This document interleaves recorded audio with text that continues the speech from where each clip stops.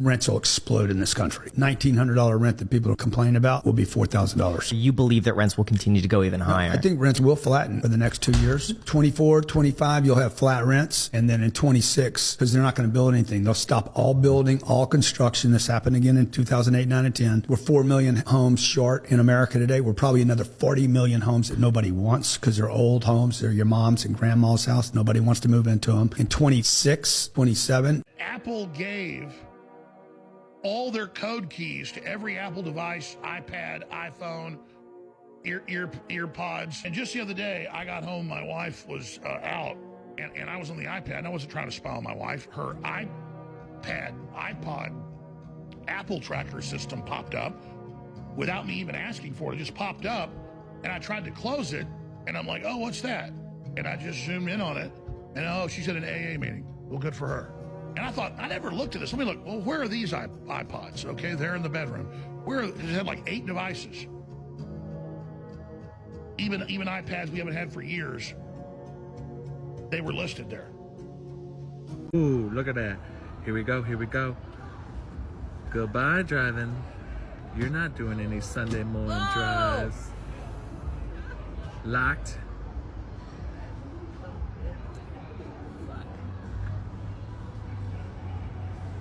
And loaded. This bitch is stuck. Oh my Pay your tickets, kids. Pay your tickets. I have a few photos of our sun from 1990.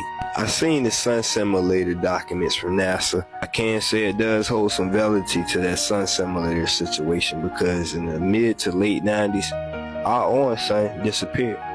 And now the new generation doesn't even remember our orange sun because they wasn't here for it. We grew up with it all our lives mostly, you know what I'm saying? So we seen the change. And that's the scary part, is that people didn't see the swap out.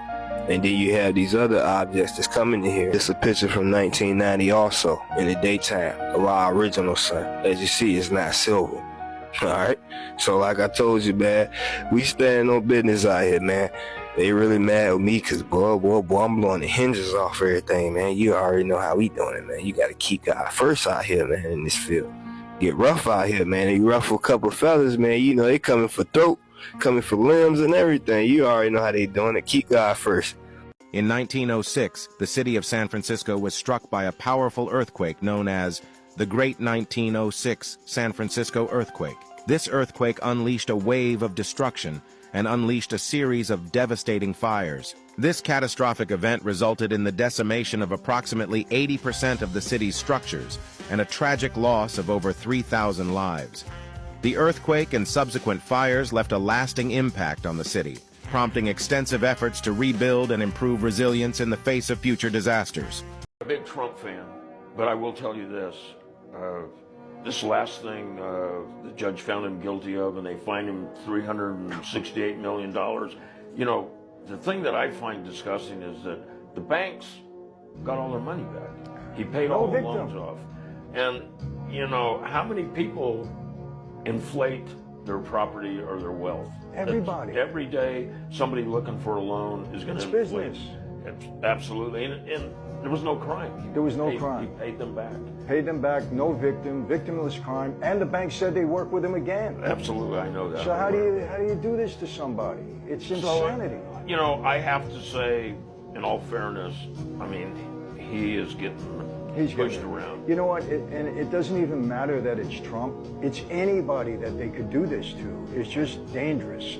And you and I, having a background, knowing how far that they can go, to let them go to this extent now, it's so dangerous. No, I know. I had a 59 count state racketeering case in 2001.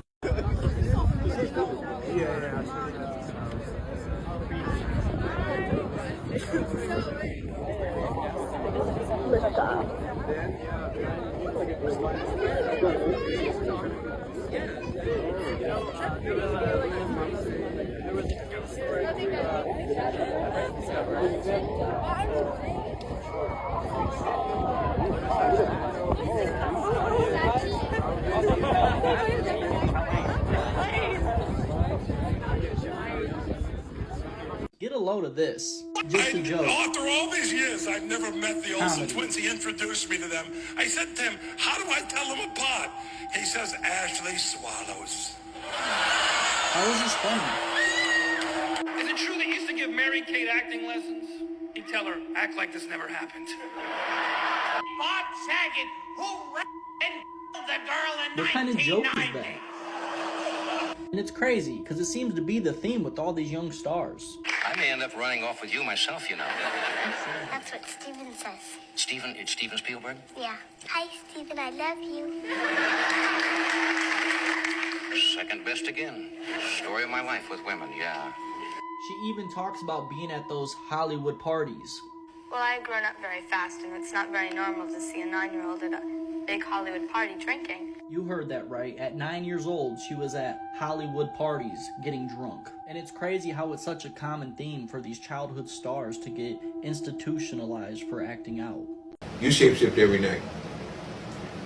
Every night we go to sleep. And nobody questions where do we go.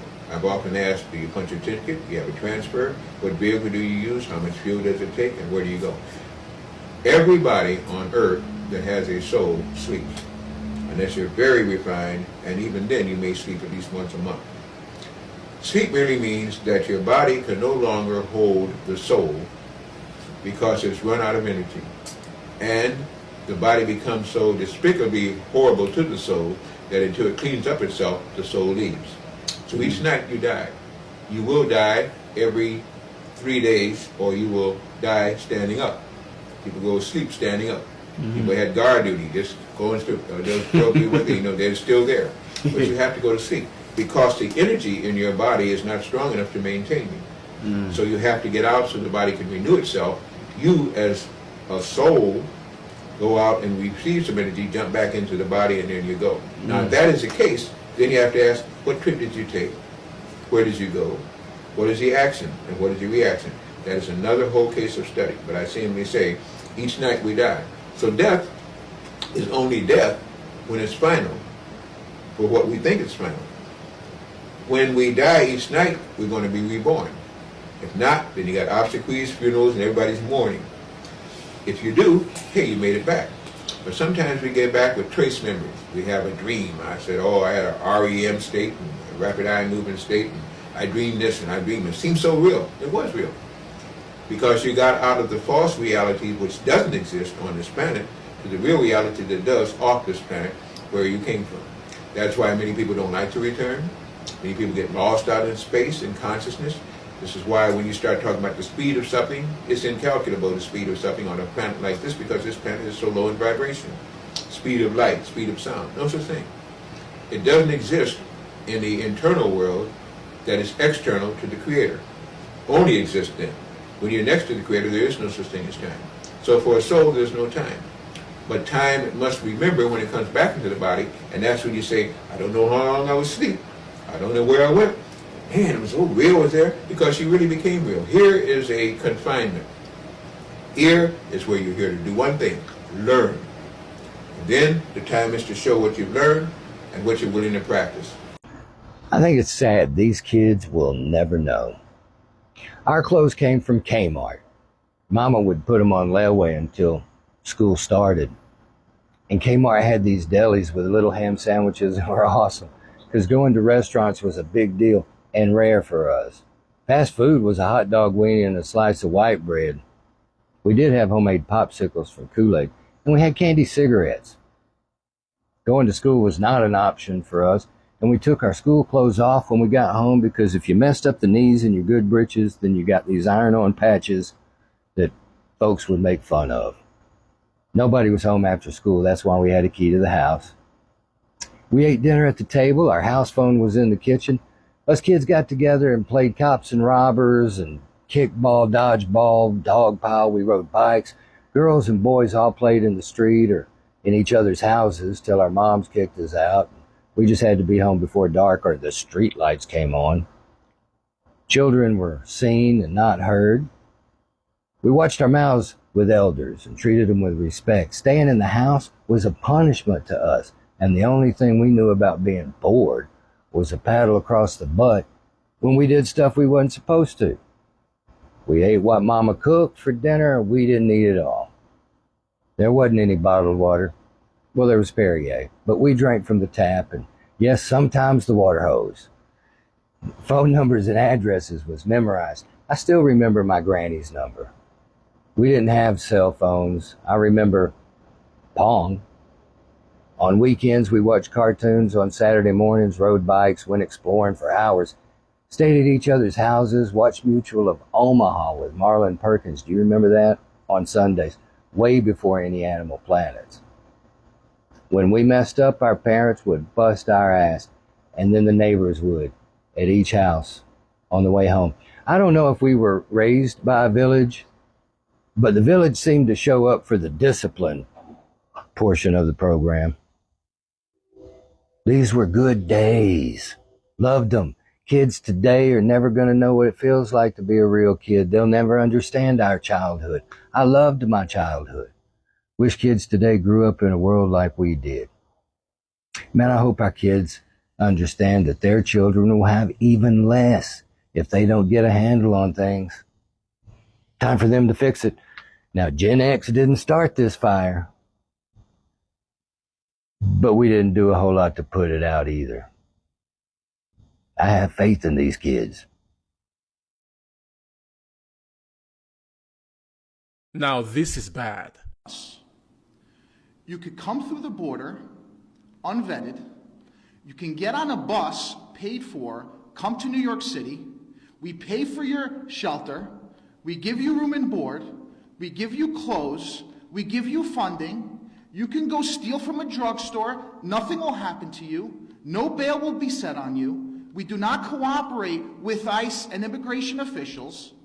And now, even better, if you find property that appears to be vacant with the homeowner not there, you could stay there for a period of 30 days, or even if you don't, even if you could show some kind of proof that you were there for 30 days or more, you now force that owner to take you to landlord-tenant court, which any attorney in New York City will tell you, thanks to former Mayor Bill de Blasio, it will take the owner a year and a half to 2 years to kick out that person from their property, even though that person committed a crime and trespassed on their property.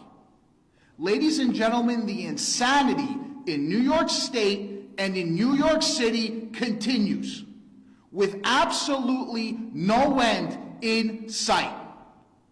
Last week, it was Tuesday, I'm coming into the Capitol.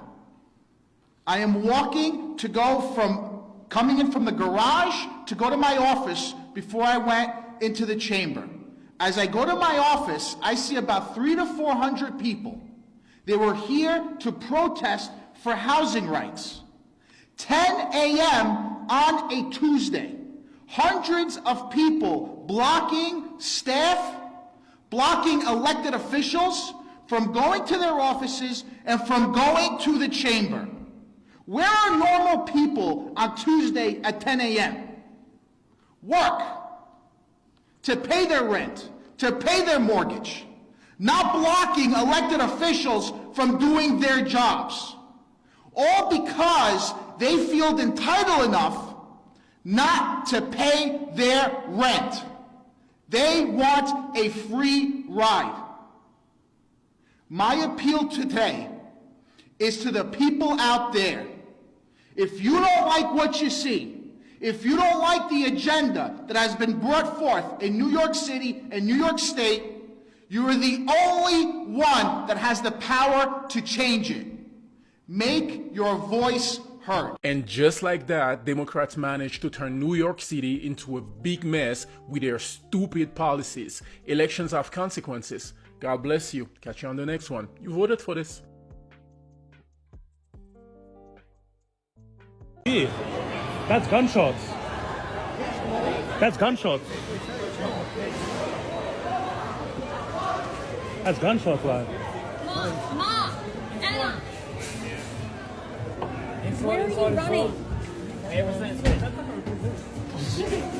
What are some of the big things, in particular in Missouri, that you found that were really interesting? The things they found in Missouri are crazy. They found, Egyptian ruins, cities full of pyramids, but they're building that beautiful bridge there in St. Louis that crosses the Mississippi. And when they were running the pylons, they're blowing the rock and they blast their way into a tunnel. And they found a whole city with paved streets, carved stone, fountains, completely buried with a roof over its head. That seems absolutely absurd. That to me is far from absurd, and that in almost all states that you find with mining especially, or well digging, that they run into buried cities. And this is all over. Farmers are digging a well, they hit a city. Like, how do you explain that? And when you dig deep enough, you go, okay, this has happened several times. Like, yeah, of course there are ruins everywhere, but here's the kicker. It's cities built on cities on cities. Maybe the elite are like, the best way to bury something is to absolutely dominate it and cement it over and put skyscrapers there and all that stuff. Wipe it clean, yeah. When you walk around New York City, you look at all these buildings, right?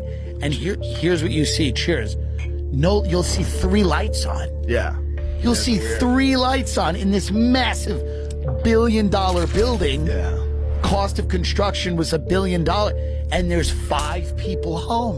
Where's everybody else? Where are they? Are they at dinner? No, it was a scam. It's a vertical money laundering scheme. A lot of foreign buyers will not just buy 1 apartment. They'll buy 10. Jeez. And they'll just stash their money. They'll have a floor of the building. And that's why the prices of real estate keep going up no matter what happens. I think it's going to be bad on Biden if he goes into the debate. I mean, I've said it before, they're almost the same age, but for some reason, Trump just doesn't present as old and feeble, and he kind of looks the same. Trump would destroy him in a live debate. Destroy him? He would destroy Biden in a live debate. I've got no... I mean, how many live press conferences has Joe Biden done? Right? Well, that's I mean, true. there's a reason they don't put him in front of a large gathering of the media for a sustained period of time taking questions. Right. There's a reason. Okay. Protesters completely shut down the way to the Chicago O'Hare Airport this morning. You can see as it comes up, people are walking out of their cars, and as you get closer, you can tell what's happening. Is there a car accident? No. It's a bunch of protesters lined up. I'm not going to say who the protesters are for. It's about certain things happening overseas, but I'm not going to say anything more because social media likes to ban that. But you can see here, people are straight up getting out of their cars and walking to the airport on foot. Meanwhile, people over here are lined up and protesting just in a line with a barricade. Oh my gosh, I would be livid. If I'm paying hundreds of dollars to get on a flight and they're stopping me, the airport already sucks. If they're stopping me from getting on that flight, and you know I didn't get flight insurance, so I'm not getting that money back, I would be livid. But it seems like nowadays, if people have an issue that they want others to care about, the way they go about helping people learn about it is by inconveniencing them so much. And if anything, I feel like it does more harm to the cause than help. But that's my opinion. What do y'all think?